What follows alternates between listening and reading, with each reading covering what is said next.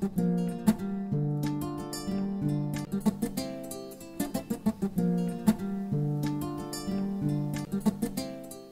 questions de migration font partie de notre programme de recherche.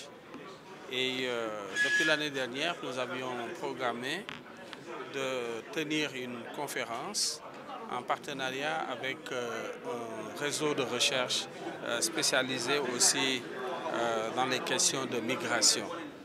Et les rencontres que nous organisons ici à Dakar vont nous permettre de passer en revue toute une série de travaux en cours, menés aussi bien par le CRES que par l'Institut de recherche sur le travail de l'Université de Bonn, un réseau aussi qui regroupe beaucoup de chercheurs qui sont actifs sur les questions de migration.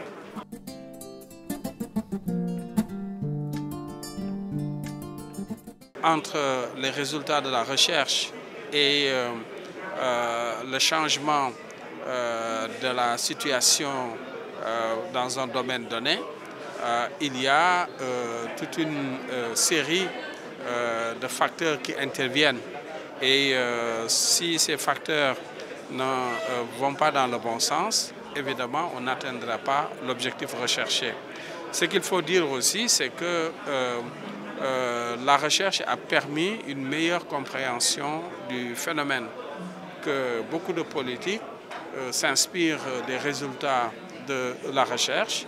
Par exemple, les pays occidentaux comprennent de mieux en mieux que l'immigration est une nécessité face à des tendances démographiques qu'ils savent presque irréversibles. Et en même temps, il y a des opinions publiques qui ne sont pas préparées peut-être à l'arrivée massive d'autres populations. Alors, c'est la recherche qui permet de mettre en évidence les apports de la migration, qui permet de donner les arguments à partir desquels on va essayer de changer progressivement les mentalités. Dans les pays de départ, dans les pays du Sud aussi, la migration est bien perçue, mais les aspects négatifs ne le sont encore peu connus, ou en tout cas ne font pas l'objet de discussions, d'attention comme il se devrait. Et là aussi, la recherche a un rôle important à jouer pour que l'on ne voit que le côté positif de la migration, mais aussi les effets négatifs puissent être bien compris et qu'il y ait des politiques, des programmes qui aident à atténuer ou à éliminer ces effets négatifs.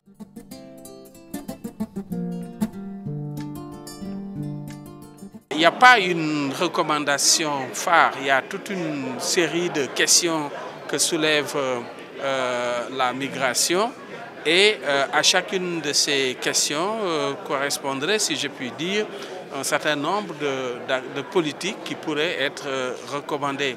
Si par exemple on constate que après des enquêtes menées sur le terrain, que même quand il y a des transferts importants réalisés par les migrants, cela ne se traduit pas par un développement, on ne voit pas une amélioration significative du bien-être des ménages bénéficiaires, se pose la question de l'utilisation de ces ressources.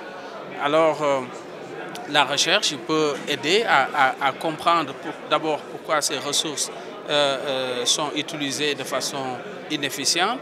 Ensuite, quelle stratégie, quelle politique pourrait être menée pour que les apports des migrants puissent contribuer à renforcer la résilience de ces ménages et puissent mieux contribuer au développement économique et social du pays.